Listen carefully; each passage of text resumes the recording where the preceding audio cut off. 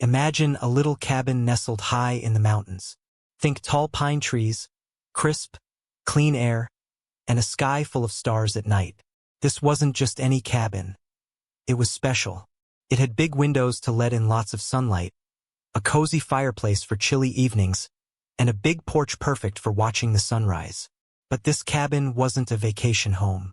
It wasn't filled with comfy furniture and board games. Instead, it was filled with something much more important. Hope. It was a place of healing, a sanctuary for animals in need. Imagine squirrels with hurt legs, birds with broken wings, and maybe even a little lost deer. The cabin was more than just a building. It was a promise that every creature, big or small, deserved a chance to heal and return to the wild. It was a place where kindness lived, where every chirp, squeak, and rustle told a story of resilience and second chances. The setting was perfect for peace and quiet, essential for the fragile guests who would come to stay. It was remote enough to be away from the hustle and bustle, but close enough to get help when needed. The person behind this special place was me, Sarah. From the time I was a little girl, I'd always brought home stray animals. My parents were incredibly patient, patching up countless scraped knees on squirrels and splinting the occasional bird wing. That childhood passion never faded. It only grew stronger. Now, as an adult, that love translated into something bigger. I wasn't just bringing home strays. I was running a licensed wildlife rehabilitation center. It wasn't easy. It took years of studying, countless hours volunteering, and a whole lot of patience. But seeing an animal, once broken and scared, released back into the wild, there's no feeling like it. My days were filled with feeding tiny orphaned bunnies with eyedroppers, cleaning wounds on grumpy raccoons, and building special enclosures for birds to practice flying again. It was messy, exhausting, and sometimes heartbreaking, but it was also the most rewarding thing I could imagine doing with my life. Every rescued creature was a tiny victory, a testament to the power of compassion and dedication. And my little mountain cabin was the heart of it all. Now, here's where things get a little complicated. While the cabin was officially a licensed rehabilitation center, I kept it relatively low-key. I didn't have a big sign out front or advertise my services widely. There were a few reasons for this. First, the animals needed peace and quiet to heal. Constant foot traffic and curious visitors would be incredibly stressful and counterproductive. Imagine trying to recover from a broken wing with people constantly peering into your enclosure. Second, safety was a huge concern. Some of the animals were recovering from injuries that made them unpredictable, and others were naturally wary of humans. I didn't want anyone getting hurt, and I certainly didn't want to risk the animals' well-being. Finally, there were regulations to consider. As a licensed facility, I had to adhere to strict guidelines about access and visitor protocols. It was much easier to manage everything by keeping a low profile. So, the cabin remained my little secret, a haven known only to a select few trusted volunteers and the animals themselves. It was a delicate balance between providing care and protecting the fragile peace within those walls. Because of the delicate nature of my work, the rules for the cabin were very clear and very strict. First and foremost, no unauthorized visitors. Period. This wasn't about being unfriendly. It was about protecting the animals. Even well-meaning people could unintentionally cause harm. Second, silence was golden. Loud noises, sudden movements, even excited chatter could stress the animals and hinder their recovery. Imagine trying to sleep with a constant stream of loud music. That's how it felt for them. Third, everything had its place and everything was meticulously clean. Hygiene was paramount to prevent the spread of disease. I was constantly disinfecting surfaces, changing bedding, and monitoring the animals for any signs of illness. Finally, and perhaps most importantly, respect for the animals was non-negotiable. They weren't pets. They were wild creatures deserving of our care and consideration. We approached them gently, spoke to them softly, and always prioritized their needs above our own. These rules weren't just suggestions. They were the foundation upon which the entire rehabilitation center was built. Without them, the cabin wouldn't be a safe haven. It would just be another stressful environment. Now, let's talk about the HOA. the Homeowners Association. They were well-meaning, mostly. They were a group of neighbors who volunteered their time to maintain the community, ensuring everyone followed the rules and that the neighborhood looked its best. They organized holiday parties, arranged for snow removal in the winter, and generally tried to keep things running smoothly. The problem was they sometimes got a little overzealous. They had very specific ideas about what constituted community standards, and they weren't afraid to enforce them. Things like lawn height, mailbox decorations, and even the color of your front door were all subject to their scrutiny. They weren't bad people, not at all. They just had a very particular way of seeing things, and they believed they were doing what was best for everyone. I usually managed to stay under their radar. I kept my lawn neatly mowed, my cabin painted a neutral color, and generally avoided causing any trouble. But I knew that sooner or later, our paths would cross in a way that might be challenging. I just didn't expect it to involve a lockpick and a whole lot of stressed-out wildlife. The email arrived on a Tuesday morning, sandwiched between a grocery store advertisement and a reminder about the upcoming neighborhood potluck. It was from the HOA, and the subject line read, "Important information regarding property checks and guest access." My heart sank a little. I knew this couldn't be good. The email went on to explain that the HOA was implementing a new policy of routine property checks to ensure all cabins were being properly maintained. It also mentioned that, in an effort to enhance the guest experience, they were offering to provide temporary access codes to homeowners who rented out their properties. My blood started to boil. Rent out my property. Guest experience? They clearly had no idea what was actually going on at my cabin. I took a deep breath and reminded myself to remain calm. I needed to respond carefully and clearly, making sure they understood that their new policy did not apply to me. This was going to require some tact. The last thing I needed was a full-blown confrontation. But the thought of them wandering around my cabin, potentially scaring the animals, filled me with dread. I sat down at my computer, took another deep breath, and began to type. I started by acknowledging their email and thanking them for their efforts to maintain the community. Then, I gently but firmly explained that my cabin was not a vacation rental. My cabin is a private residence, I wrote, and is not available for short-term rentals or guest access. Therefore, the property check and guest access services you mentioned are not applicable to my property. I went on to explain, without revealing too much detail, that I worked from home and required a quiet and undisturbed environment. I emphasized that access to the cabin was strictly limited and that I preferred to handle all maintenance and upkeep myself. I ended the email by politely requesting that they remove my property from their list of potential vacation rentals and assuring them that I was committed to maintaining my cabin in accordance with all HOA guidelines. I reread the email several times, making sure it was both clear and courteous. I wanted to be firm without being confrontational, assertive without being aggressive. Finally, satisfied that I had struck the right tone, I clicked send and hoped for the best. I really thought that would be the end of it. I was wrong, so very wrong. 1 week later, I was at the grocery store, picking up supplies for a particularly demanding orphan squirrel, when my phone buzzed. It was a notification from my smart lock system. The message read, "Attempted unlock, remote access." My heart leaped into my throat. I stared at the notification, my mind racing. Who would be trying to unlock my cabin remotely? I certainly hadn't authorized anyone to do so. My first thought was that it was a glitch in the system, a random error. But then I remembered the HOA email. A wave of anger washed over me, quickly followed by a surge of panic. If it was the HOA, what were they doing? Had they ignored my email? Were they actually trying to enter my cabin? And what about the animals? The thought of them being startled and frightened by strangers sent shivers down my spine. I quickly paid for my groceries, my hands shaking, and rushed to my car. I had to get back to the cabin as quickly as possible. I needed to see what was going on and make sure the animals were safe. The drive felt like an eternity. Every minute that passed, my anxiety grew. I just prayed that I wasn't too late. My hands were shaking so badly I almost dropped the car keys as I fumbled to unlock the cabin door. The moment I stepped inside, I was met with chaos. It was nothing like the peaceful sanctuary I had left that morning. The small, recovering birds were frantically fluttering in their cages, their tiny hearts pounding. A usually docile raccoon was hissing from under a table, its eyes wide with fear.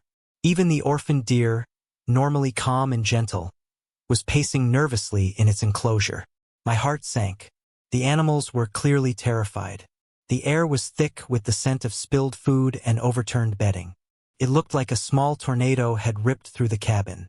I quickly assessed the situation, making sure none of the animals were physically injured. Thankfully, they all seemed to be okay, just incredibly stressed. My anger flared hotter than ever. This wasn't just a minor inconvenience. This was a violation of their space, their safety, and my trust. I knew I had to find out exactly what had happened and hold whoever was responsible accountable. I needed to calm the animals first, but then I was going to war with the HOA. The first thing I did was try to soothe the animals. I spoke to them in a calm, reassuring voice, gently stroking their fur or feathers. I refilled their food and water bowls, cleaned their enclosures, and tried to restore some semblance of order to the cabin. Took hours, but slowly the animals began to calm down. The birds stopped fluttering so frantically. The raccoon emerged from under the table, and the deer finally settled back into its enclosure. Once the animals were settled, I turned my attention to figuring out exactly what had happened. I had installed security cameras outside the cabin for just such an occasion. I rewound the footage from that morning, my heart pounding with anticipation. There, on the screen, was a woman in a bright yellow vest, the HOA logo emblazoned on the front. She was fiddling with the smart lock, clearly trying to gain access. After several attempts, she seemed to give up and walk away. But the damage was done. Her attempted entry had triggered the alarm system and sent the animals into a frenzy. Seeing the footage only fueled my anger. It was one thing to suspect the HOA. It was another to see it with my own eyes. They had ignored my email, disregarded my privacy, and put the animals at risk. This was beyond unacceptable. This was war. The next morning, armed with the security footage on a USB drive, I marched straight to the HOA president's house. His name was Mr. Henderson, a retired accountant who took his role in the HOA very seriously. He was known for his meticulous attention to detail and his unwavering adherence to the rules. I rang the doorbell, and he answered almost immediately, a look of mild surprise on his face. "Sarah," he said, adjusting his glasses. "What a pleasant surprise. What can I do for you?" "I think we need to have a little chat, Mr. Henderson," I said, my voice tight with controlled anger. "It concerns your new policy of routine property checks and your blatant disregard for my privacy." He frowned. "I'm not sure I follow you, Sarah." "Oh, I think you do," I said, holding up the USB drive. "I have video evidence of one of your representatives attempting to unlock my cabin yesterday. An attempt that terrified my animals and disrupted my entire operation." His eyes widened slightly. "There must be some mistake," he stammered. "We would never." "Save it, Mr. Henderson," I interrupted. "I want answers, and I want them now." I was done being polite. I was done being reasonable. It was time for the truth. Mr. Henderson, clearly flustered, invited me inside. He led me to his living room, where a meticulously organized collection of porcelain figurines lined the shelves. The room was as neat and orderly as I imagined his mind to be. "Now, Sarah," he said, sitting down in his armchair, "let's not jump to conclusions. There must be a perfectly reasonable explanation for all of this." I plugged the USB drive into his television and fast-forwarded to the relevant section of the security footage. I pressed play, and the image of the woman in the yellow vest filled the screen. Mr. Henderson watched in silence, his face growing increasingly pale. When the footage ended, he cleared his throat. "Well," he said, "that certainly doesn't look good." "No, Mr. Henderson," I said, my voice dripping with sarcasm. "It doesn't. Your representative attempted to enter my property without my permission, despite my explicit instructions to the contrary. What do you have to say for yourself?" He sighed. "We were just trying to be helpful," he said weakly. We thought you might be renting out your cabin, and we wanted to make sure everything was in order for your guests." "Helpful," I exclaimed. "By terrifying my animals and violating my privacy? Is that your definition of helpful?" I was losing my patience rapidly. "Mr. Henderson," I said, trying to control my voice, "my cabin is not a vacation rental. It's a wildlife rehabilitation center. I rescue injured and orphaned animals and care for them until they can be released back into the wild. Your representative's actions could have had disastrous consequences." I explained as calmly as I could the delicate nature of my work and the strict rules I had in place to protect the animals. I described how even the slightest disturbance could cause them undue stress, hinder their recovery, and even jeopardize their lives. Mr. Henderson's eyes widened in disbelief. "A wildlife rehabilitation center?" he repeated, his voice barely a whisper. "I had no idea." "That's precisely the problem, Mr. Henderson," I said. "You didn't bother to ask. You assumed, and your assumption almost caused irreparable harm. Do you have any idea how much stress you put those animals under? They are wild animals, Mr. Henderson, not toys for your amusement." I could see that my words were finally sinking in. The dismissive attitude had vanished, replaced by a look of genuine remorse. Perhaps, just perhaps, he was beginning to understand the gravity of the situation. "Sarah," Mr. Henderson said, his voice now filled with sincerity, "I am truly sorry. We had no idea. If we had known, we never would have attempted to enter your property. We value the wildlife in this community, and we would never do anything to intentionally harm them."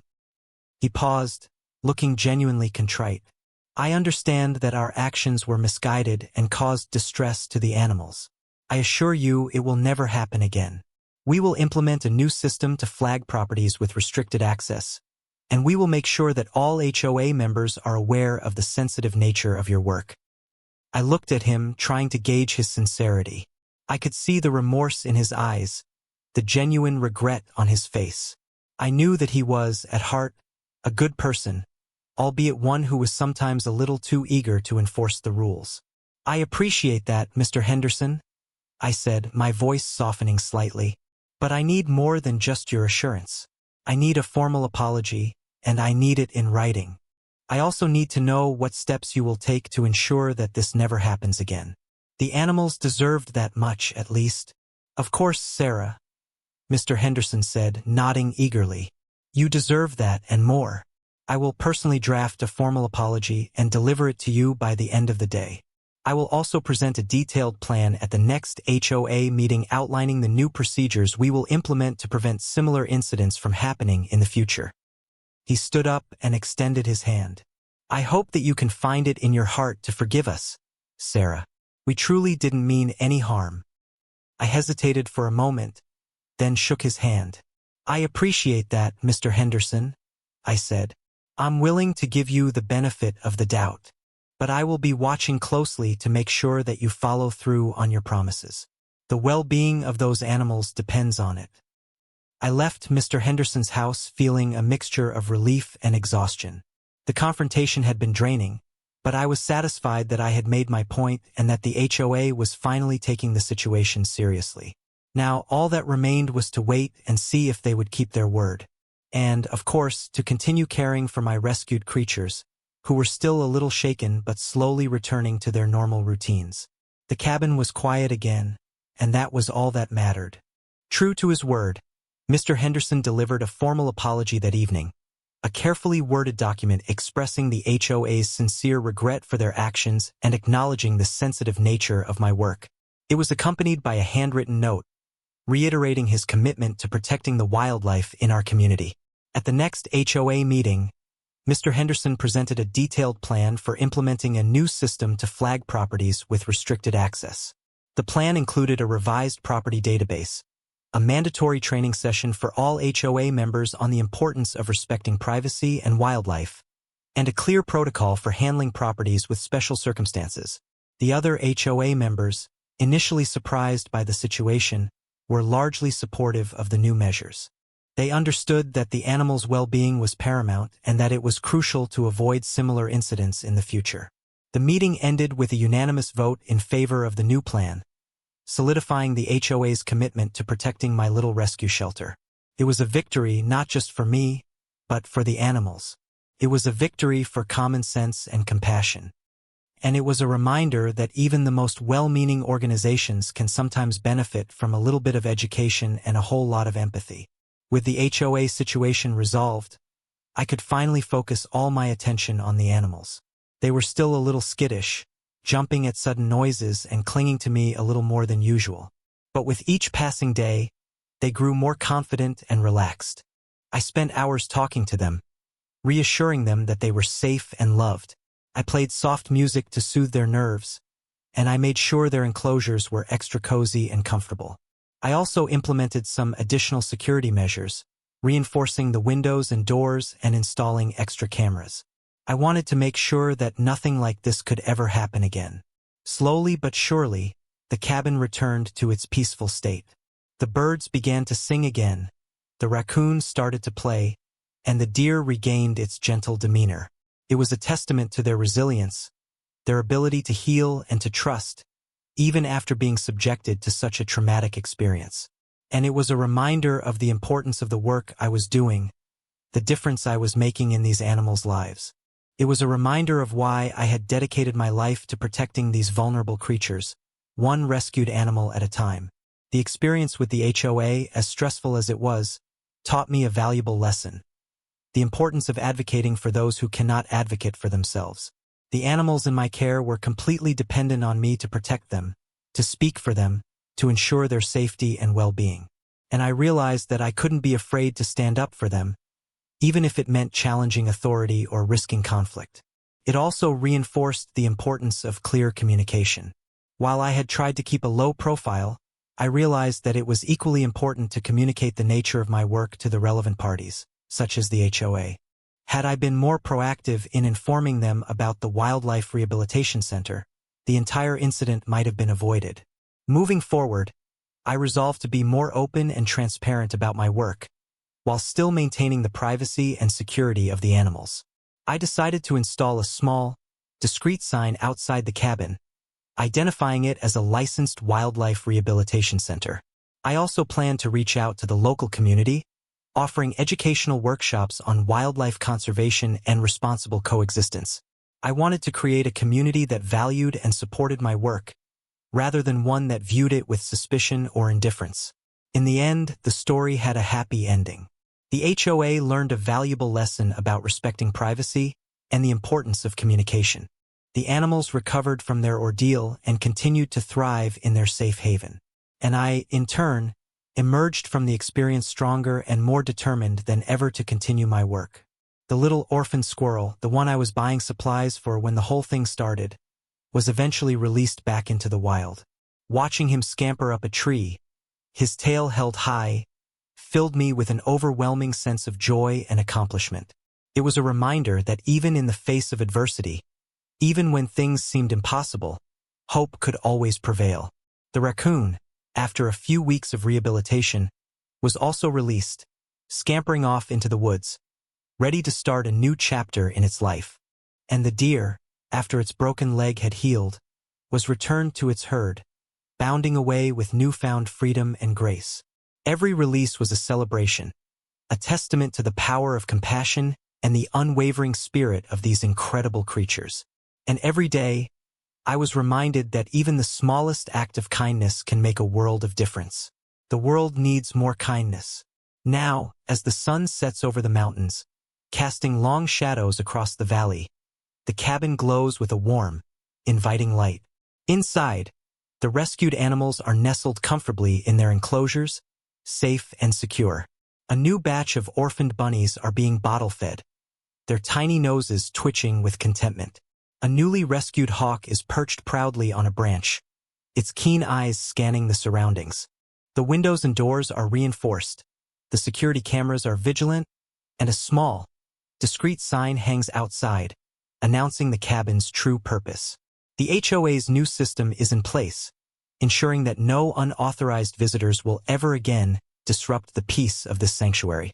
The air is filled with the gentle sounds of nature, the chirping of crickets, the hooting of owls, the rustling of leaves in the breeze.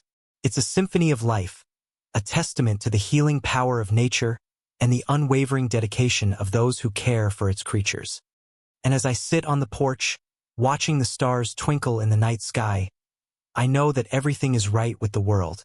The animals are safe, the community is supportive, and the cabin, my little mountain haven, is once again a place of peace, hope, and healing. The perfect ending. And so, my little mountain cabin continues to be a beacon of hope for injured and orphaned wildlife. The animals come and go, each one leaving a little piece of themselves behind, a reminder of the resilience of nature and the power of compassion. Sometimes I still think about the HOA incident and the chaos it caused, but I also remember the lessons I learned and the positive changes that resulted from it. I know that there will always be challenges in life, but I also know that I am capable of overcoming them, especially when I have the support of my community and the unwavering love of my rescued creatures. The cabin is more than just a building. It's a symbol of hope, a testament to the power of kindness, and a reminder that even the smallest among us deserve to be protected and cherished. It's a place where broken wings are mended, where lost souls are found, and where every creature, big or small, is given a second chance at life. And that, I think, is a pretty good reason to keep fighting for what's right. The end.